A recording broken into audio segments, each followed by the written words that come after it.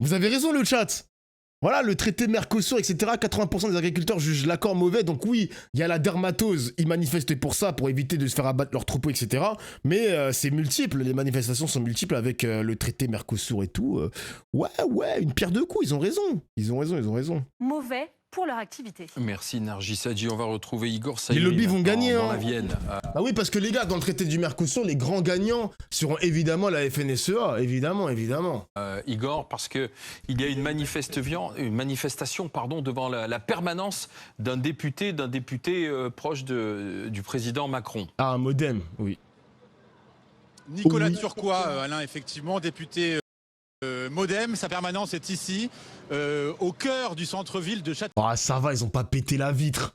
Ils ont juste mis des gros pneus et du foin. Ah, ça va. Commune de la Vienne, et des agriculteurs de la coordination rurale, vous le voyez sur les images de Lucille Martin, ont déversé des pneus, des bottes de foin, des bâches devant la permanence du député de la 4e circonscription de Ils auraient pu faire de la pire, en Vienne. vrai, hein. Vous le voyez, ces pneus géants de tracteurs sont tagués au moment où l'on se parle. Et je vais aller voir Stéphane Pelletier. Stéphane Pelletier, c'est le vice-président de la CR 86 de la Vienne. Stéphane, alors d'abord, première question, pourquoi vous avez déversé tout cela devant la permanence de votre député? Il y a deux raisons principales. La première, la semaine dernière, il y a eu une forme d'agression en expliquant que notre mouvement était radical et qu'on avait agressé les forces de l'ordre dans le sud de la France, alors qu'on était juste en protection d'un de nos collègues qui allait se faire abattre toutes ces bêtes.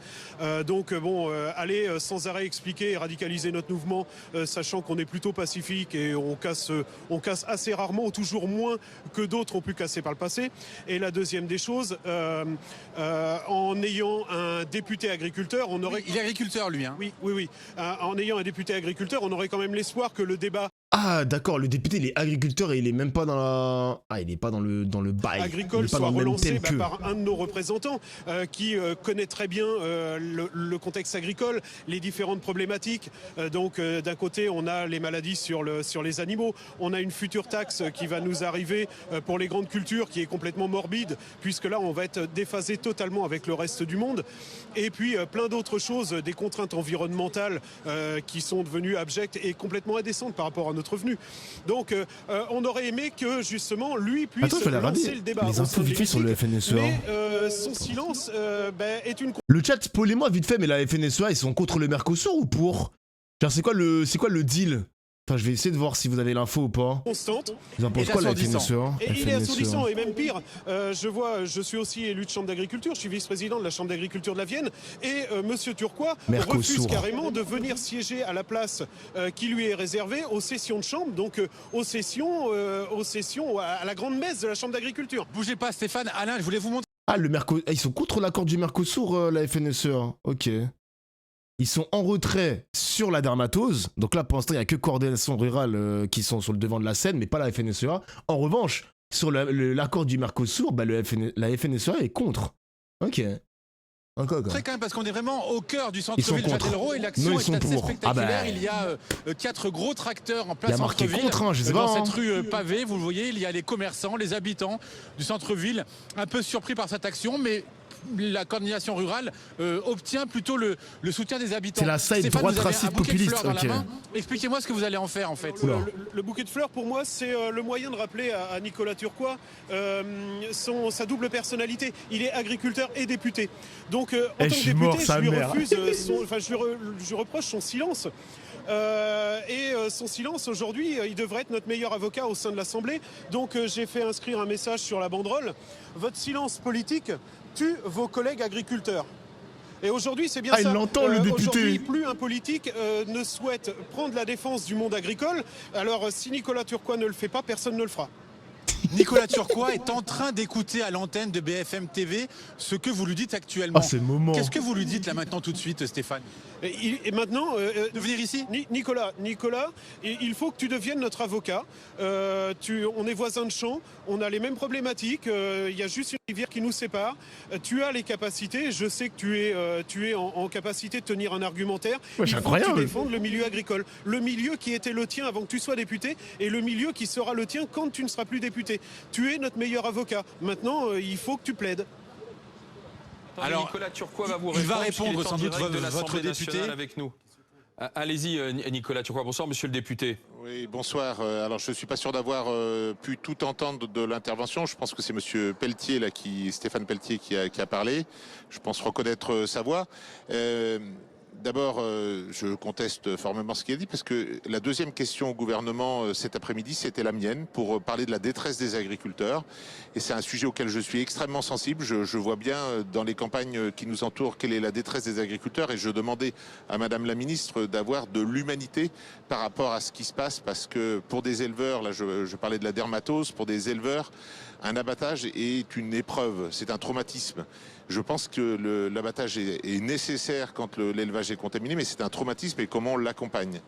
Donc, quand j'entends de dire je n'évoque pas la question agricole, ben, je pense que c'est au contraire mon quotidien. J'essaye de le faire, j'essaye d'agir, et moi je suis surpris qu'on puisse. Il n'est pas contre l'abattage en tout cas.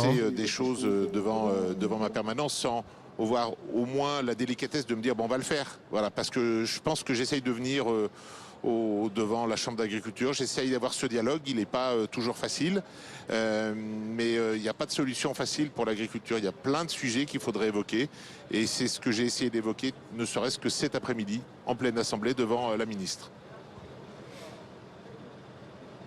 La réponse de Stéphane Pelletier. C'est bien que vous ayez pris la parole. C'est dommage que ce soit après notre annonce justement de manifestation devant votre permanence. La deuxième chose, aller au-devant de la Chambre d'agriculture. Je crois que depuis quelques années, c'est compliqué de vous voir à la Chambre d'agriculture. Votre siège lors des sessions est resté vide inlassablement depuis au moins 3 ans. Il faut vraiment que le député renoue avec le terrain. Mais il y a un vieux qui le dit très bien, le député il s'est juste embourgeoisé, il s'est fait absorber par le macronisme. Le mec c'est un gars le député que vous voyez là c'est un mec du modem, donc voilà, c'est... Le vieux l'a dit lui-même, il s'est embourgeoisé, c'est fini l'agriculture pour lui mon gars, il s'en bat les couilles. Députés et sénateurs, c'est bien vous nos relais. C'est bien vous, nos relais. Alors maintenant, allez défendre la position de Madame Genevard en disant s'il y a un animal qui est contaminé dans un troupeau, il faut continuer à abattre le troupeau. Je pense que, encore une fois, vous n'avez pas compris ce qu'on vous demande. Vous n'avez pas compris ce qu'on vous demande. C'était déjà un bourgeois qui sait, je sais pas. Alors je vais remettre la gerbe sur le tas d'immondité. Si, monsieur le député, vous pouvez répondre, monsieur le député. Alors, est-ce que vous avez vraiment compris l'enjeu ? Je suis mort. Mais il y a un enjeu qui est très important en matière d'agriculture. Au-delà même de la dermatose, il y a un marasme total des agriculteurs parce que en céréales, les prix sont très bas, les engrais sont élevés. En arboriculture, il y a des problèmes avec la filière pomme. En viticulture, on voit toutes les difficultés du bordelais et l'arrachage. En élevage, il y a cette maladie qui arrive.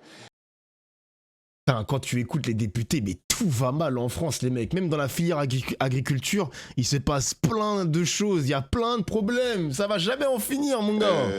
Sur la maladie, proprement dite, je pense qu'il y a une erreur fondamentale par rapport au fait de dire on pourrait juste n'abattre que les animaux malades, parce que la contamination d'un animal à l'autre se fait par des mouches et des taons. S'il y a une piqûre, la mouche et le taon ne va pas cibler une seule vache. Donc des fois il y a des délais, il y a une vingtaine de jours entre la contamination et l'apparition des 190 hectares symptômes. son exploitation à Nicolas. C'est le risque de diffuser massivement cette maladie, qui est mortelle dans 10% des cas. Si c'est la France qui est contaminée, 10% de nos animaux, c'est plus d'1 million d'animaux. Ce serait un drame absolu pour notre filière qui ne s'en remettrait pas. Il faut absolument contenir cette maladie. Il faut tuer les mouches. Vacciner autour dans les zones, parce que autrement c'est la fin de l'élevage français. Je vous le dis. Donc il faut prendre des mesures radicales, mais il faut aussi l'accompagner de mesures j'allais dire d'accompagnement pour les agriculteurs, notamment moral, parce que c'est un traumatisme qu'il faut faire. Et donc, avec les agriculteurs de la Vienne, et d'ailleurs, moi je suis prêt à les rencontrer pour discuter. J'ai entendu de dire je n'étais pas présent aux sessions de la Chambre d'agriculture. Les sessions sont organisées les jours où nous siégeons à l'Assemblée. Il faut les organiser un autre jour. Je dois aussi siéger à l'Assemblée. Et donc, à chaque fois que j'ai pu le faire, je suis allé devant eux et je suis prêt à le refaire. Stéphane Pelletier, on a le sentiment que vous êtes dans Je suis mort de faim, la politique française restera imbattable. Il n'y a aucun moment au monde, il y a aucun endroit au monde où un citoyen chie en direct sur un député à la télé, la DA de BFM TV, incroyable. J'avoue que ça, c'est pas mal. Après, avant d'être député, ok, il y a le respect de la fonction, mais le mec, là, le mec de CR, coordination rurale, il voit le député comme un collègue, tu vois, un collègue de l'agriculture. C'est comme si, je sais pas moi, juste à la place du mec, il y a un streamer qui est devenu député, genre je sais pas, je dis Jean Massier, bah Jean Massier, je vais le tutoyer, je vais le voir comme un collègue avant de le voir comme un député, tu vois ce que je veux dire? un dialogue de sourds avec le gouvernement et la majorité gouvernementale. Par contre, c'est un dialogue de sourds, là. à votre député, Chacun là, comme de ce sur leur qu'il vient de dire position, quoi. Alors il y a deux parties dans la réponse. Bon, la partie des ANC, bon, le discours démagogique d'abattage total, bon bah ça vous voulez le tenir, tenez-le. Le reste de votre discours, je l'approuve totalement. Justement, donc sur la partie économique, sur la partie contrainte, moi je vous demande justement de le tenir inlassablement. La misère n'est pas qu'à l'autre bout du monde, elle est aussi en France. Voilà. Merci beaucoup Stéphane Pelletier. Devant donc Honnête. la permanence de Nicolas Turquois et vous le voyez donc avec eh bien, le déversement de ses pneus et de ses bottes de foin à l'instant ici dans le centre-ville de Châtellerault, Alain. Oui, Nicolas. Oui, j'ai compris que coordination rurale sont des droitards d'Ofla. Eh les gars, quand il y a des moments comme ça, où même des mecs d'extrême droite chient sur le macronisme, parce que là c'est modem, moi les gars je graille quand même, hein. J'aime pas l'extrême droite, mais quand il y a des petites balles, où, vas-y, il n'y a plus la France Insoumise qui est visée, ou des personnalités de gauche, très à gauche, etc., moi je suis en mode, bon, je mange quand même, tu vois. Je ne dis pas que les ennemis de mes ennemis sont mes amis, je dis simplement que quand il y a des petites balles comme ça, faut apprécier ces moments à la télévision, les mecs. Il faut apprécier ces moments, c'est tout. La Turquois, vous aurez un peu de nettoyage à faire devant votre permanence. Attends, on va regarder le Wikipédia du député. Attends. En revenant. Oui, j'ai vu des photos, oui, j'ai vu, oui. Mais c'est quand même un peu désespérant de voir des agriculteurs qui ne sont pas d'accord et qui s'en prennent ainsi à votre permanence, alors que vous-même, vous êtes agriculteur. Oui, alors après, je pense que c'est une façon de mettre la pression, parce que parfois, il y a des choses avec lesquelles je ne suis pas d'accord avec eux, et notamment sur la stratégie. Attends, mais c'est un mec de ouf, lui, quand même. Attends, il s'est fait expulser par des huissiers à l'Assemblée nationale parce que il y a une altercation physique qui a été évitée de justesse. Ensuite, le 19 juillet, il s'est violemment accroché avec des députés RN, dont Jean-Philippe Tanguy. Les huissiers ont dû intervenir pour éviter un affrontement physique. Attends, mais il a encore des gènes d'agriculteur, le gars, en vrai. Le député qu'il est là, il est là sous nos yeux. Il a le sang chaud, quand même. Il a le sang chaud, ce monsieur. Ah ouais. Ah ouais. Il est monté dans les travées de la gauche pour s'en prendre violemment à partie. Non, pour prendre violemment à partie le socialiste Michael Boulou. Il a pointé du doigt avec un air menaçant à quelques centimètres de son visage. Eh ben putain, waouh, c'est qui ce député, frère? Il a vraiment le sang chaud, lui. Ah ouais. Attends, il a eu un autre truc aussi. Ah, il a ensuite présenté ses excuses sur BFM TV à Michael Boulou, je sais pas quoi. Eh bah putain, ouais, il a vraiment le sang de l'agriculteur qui coule encore dans ses veines. Putain. De lutte contre la dermatose, mais sur aussi un certain nombre d'autres sujets. Moi, je suis pour des questions de dialogue. Il y a des éléments de souffrance agricole que j'entends, mais totalement. Il y a une vidéo, il s'accroche. Attends, je vois. Je vois dans mon voisinage, je vois ma propre exploitation, je vois un certain nombre, je connais ces agriculteurs là pour la plupart d'entre eux. Donc la situation économique est extrêmement difficile. Mais ça, il faut que nos concitoyens en prennent. Mais vous avez dit conscience. que leur action était radicale, c'est ça Ah, aussi c'est qui nul, les a 5 minutes, agacés. c'est nul. C'est nul, c'est Il nul. y a un côté radical parce que on n'est pas dans le dialogue. On n'est pas dans le dialogue. Bah là, si, ce soir, on était dans le dialogue. Bon, le problème, c'est qu'ils ont mis C'est du un peu fumier en abusé, même le temps, député, là. Ouais, alors c'est pas du fumier, c'est des pneus et des bâches. Mais bon, je pense pas qu'ils aient mis beaucoup de fumier devant ma permanence au vu des photos que j'ai vues. Mais il y a un côté qui va au contact, qui va à la provocation, et ça je le regrette. Nicolas, Parce que c'est la dommageable dernière question, vous allez voir, elle est simple, c'est presque un oui ou non. Le Mercosur, vous dites oui ou vous dites non? Ah, pour l'instant je dis non. Absolument Vous non. aussi. D'accord. Ok, Là, merci. vous êtes d'accord avec eux. Merci d'avoir été avec nous, monsieur le député Je dis non, et, Regarde la 3 minutes 30 de Fla, vas-y, attends, je vais voir. Turquois et on revient dans un instant en direct pour cette édition spéciale. On sera de retour sur tous les points de barrage qui s'intensifient, la Haute-Garonne, les Yvelines. Putain, BFM TV, ils mettent le paquet sur ça quand même, hein. 3 minutes 30, t'as dit. Ils mettent le paquet sur ça comme si... Comme s'il y avait de l'audience à aller chercher, là. Hier, c'était la même chose aussi. Il a dit pour l'instant, il est pas d'accord, ouais, pour l'instant. En fait, sur le fond de cette histoire, on a indiqué, vous avez les uns les autres. Je vais vous citer une citation qui m'est revenue tout à l'heure, je ne l'avais pas prévue, certains. Certains parmi vous ont déclaré « la République, c'est moi ». Eh bien moi, je vous dis que la République, c'est nous, et vous, vous êtes rien. Waouh. Votre président nous avait prévenus sur ces gens qui ne sont rien.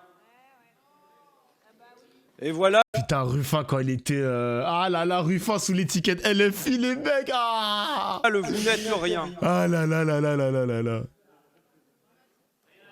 Mais à la limite, dans vos propos, monsieur le rapporteur, c'est pas ce qui me choque le plus. Moi, je suis habité d'une colère, en revanche, c'est quand vous venez nous raconter des histoires pour nous expliquer pourquoi la date de 1975 a été choisie, pourquoi c'est à ce moment-là que ça va basculer dans le moins bien pour des générations entières. Vous nous sortez des tubes, vous nous sortez des poteaux carrés de Saint-Étienne, vous nous sortez du Yannick Noah. C'est ça l'explication qu'on est en droit d'avoir quand on s'interroge sur le calendrier des réformes. Putain, c'est toujours aussi nul les punchlines de François Ruffin, les mecs. Hein. Oh là là là là. Ah, il est... Les punchlines de Ruffin, qu'est-ce qu'on dort. Vite fait ta dispute, mon gars. Hein. Vite fait l'ancien. Hein. C'est ça vos explications? C'est ça vos explications face aux Français qui vont partir en retraite? Je veux dire, on a un rapporteur, normalement on n'a pas un pitre quand on me dit que... Non, vite fait l'ancien, vite fait.